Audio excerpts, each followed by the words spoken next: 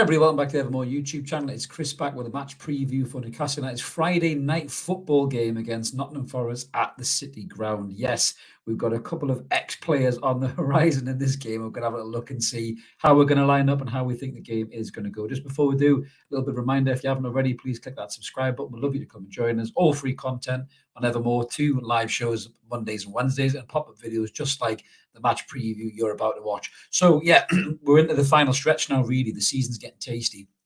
We're looking to this top 4 spot. We've got 2 games in hand on Spurs. You know, this is a very, very winnable fixture in my eyes. I think a lot of people's eyes. We've got momentum going in from Wolves, and I really think that we should take that momentum into this game. It's not going to be an easy game. I think Forest at home have got a good record, which we'll look at in a minute.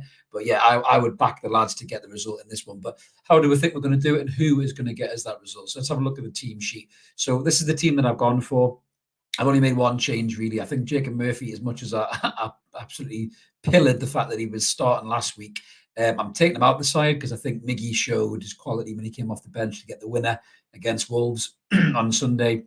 And I think for me, Miggy gets back into the side and he starts. But the biggest thing that I'm excited about in this lineup is the continued form of Alexander Isak. He is key to this game. He has to start this game. He was unbelievable against Wolves, finding the space in behind the defenders. He actually gave St. Maximin a ball, an outlet ball, which he hasn't had, arguably, in a lot of his time at Newcastle United. So rather than Maxi running down the line and trying to beat 5 or 6 players, he was hitting some beautiful through passes to Isak, who was stretching the defence.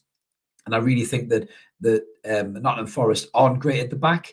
And I think that, you know, Isak can stretch them all over the place. It also opens up space for Maxi and for Willock, who I thought looked electric against Wolves. He was man of the match, hands down. Only thing that was missing from his performance was a goal. And I think Willock could maybe get a goal here as well against Forest, because I think he looks back to his best, really, Willock. If he can continue that form into this game, I think between Isak, Maxi, and Willock, and not discounting Miggy, but I think those 3 are adding a real new dynamic to this side and giving us, you know, pace, giving us energy, giving us quality in the areas we need it. Certainly with Isak, because Wilson's been totally off the boil. If Isak can continue that goal scoring route, then that to me is key for this game.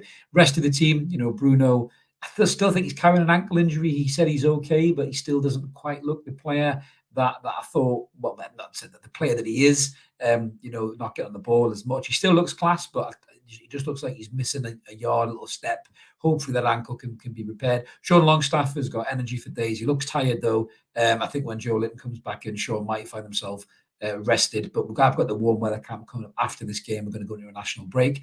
So hopefully the lads can get us the 3 points. The back 5 stays the same. Trippier looked brilliant against Wolves, back to his best as well. Brilliant cross for the goal. Was brilliant defensively as well. One bad slip for the goal, unfortunately, but I'm not going to give them too much shit about that. Looking at Forest in terms of their team news, they are missing loads of players. I mean, I know they've got a squad of like 96 because they signed loads of players, but they're missing so many players. I think big players that they are missing, Brennan Johnson is the biggest one. So he's dealt with a groin injury. Now, he may very well be past fit to play.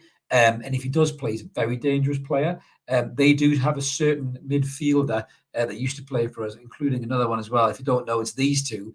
I mean, to me, if we can't beat a team with this midfield, and I'm going to give Lee Forster kittens here, like I just did on Evermore, but if we can't beat a team with these 2 in midfield, then what we're doing reeks a championship, mate. You know, we need to beat these guys. You know, our midfield is so far ahead of them too. It's unbelievable. But Shelby does still possess a danger in that pass, in that long range pass. And we've seen before with the likes of Dwight Gale, you know, if you give Shelby willing runners that can find space, he's got that quality to find them with the pass. So we need to close that pass off. And if Brennan Johnson isn't playing, that pass doesn't exist, because Forest aren't blessed with those types of players. Gibbs White is a good player. He will cause us some trouble. There's no doubt about that. I don't think he's anywhere near worth what they paid for him, but he does look a decent player. I think he's had some decent cameos as well, so he will be one to watch. But they're missing so many players, and up front is where the issue is, I think, for Forest. They don't score loads of goals anyway, and Chris Wood can't play anyway because he's he's still on loan to them. But I think the other striker who's out as well is the big lad up front. Is it Taiwo Inoue, I think it is. He's got a knock as well, so he might be struggling. Also, you got Emmanuel Dennis and Andre Awa will be pushing to start the attack. You know, so Andre Iwa's been around for like 400 years, so he's still got a bit of quality, but he's a very old player now, and I think we should be able to deal with him fair enough. Jesse Lingard is another player that's on his day can turn up and cause damage. He's not been great for Forest. I think he's done more dancing in the dressing room than he has dancing on the pitch. So I'm really glad that we didn't sign that shit house, to be fair. But yeah, going into this game, I'm pretty confident that the lads can get a result here. We just talked about Nevermore, but we'll have a little look at the head-to-head. So this is where we sit at the minute. We're fifth in the league. A little reminder if you need to know. Brilliant that. Great to be back in this top four picture. Forest are sitting in 14th in terms of the form guide.